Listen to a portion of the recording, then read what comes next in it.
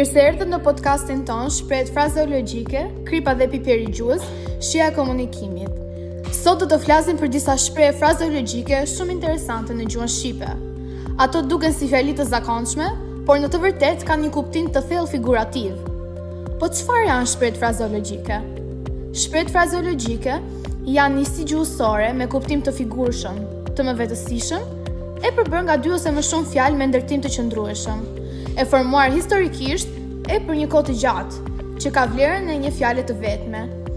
A keni menduar ndonjëherë pse themi ja futi të 2 këmbët në një këpucë, apo u zon për 5 pare spec?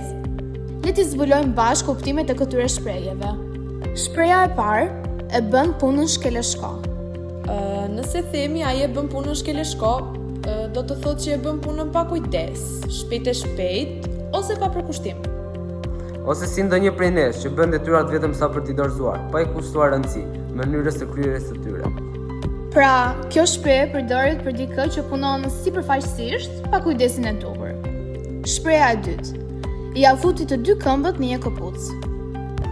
Për mendimin tim, kjo do të thotë ta vësh dikën në pozitë të vështirë, ta ngushtosh shumë me fjalë ose me veprime, ose t'ia mbledhësh dikujt, figuratisht, ta bësh zap. Mendoj se kjo shprehje është sinonim me ja bëri 8 me 2. Më thoni, në cilat situata na vjen ndërmend kjo shprehje?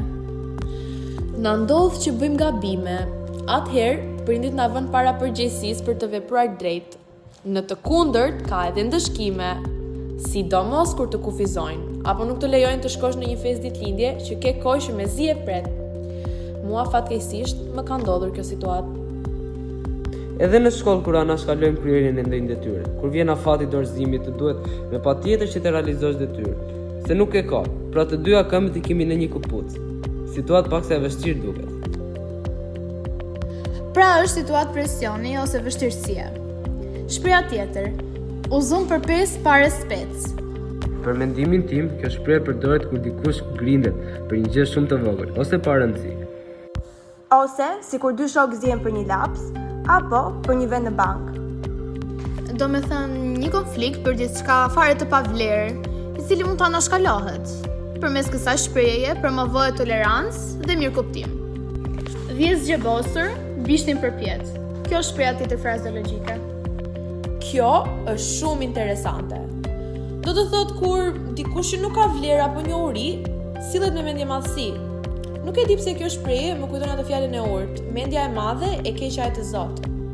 Kjo shprehje gjithashtu lidhet me ndonjë situatë të klasë, kur ndonjë nxënës me rezultate të ulta në mësime sillet me mendje madhësi dhe arrogancë. Nuk pranon këshilla apo vërejtje për të përmirësuar.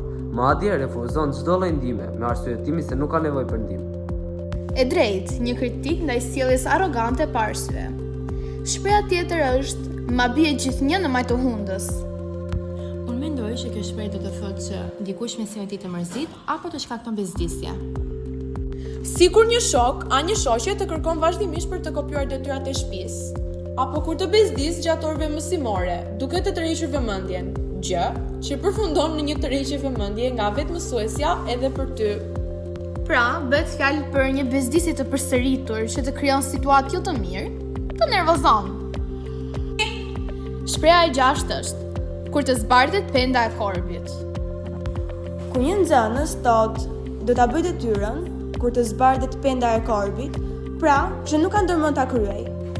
Pra, një mënyrë të figurshme ne kuptojmë që veprimi nuk do të ndodhë kurrë. Shpreha 7. Shkel në dërras të kalbur.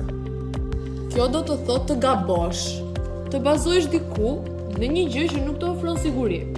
Shpesh për dikë dëgjojmë të thonë ka shkelur në dras të kalbur, ka gabuar me apo pa dashje. E kundërta e kësaj shprehje për dikë që nuk gabon, që vepron me maturi, mençuri dhe drejtësi, themi ai nuk shkel në dras të kalbur, pra nuk gabon kollaj.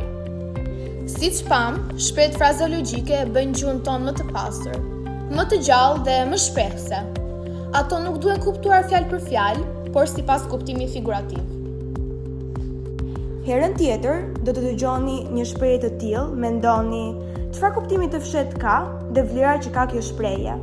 Për serin tjetër të podcastit, do të improvizojmë në role pjesë me situata nga jeta në klasë, bazuar mbi shprehjet frazeologjike.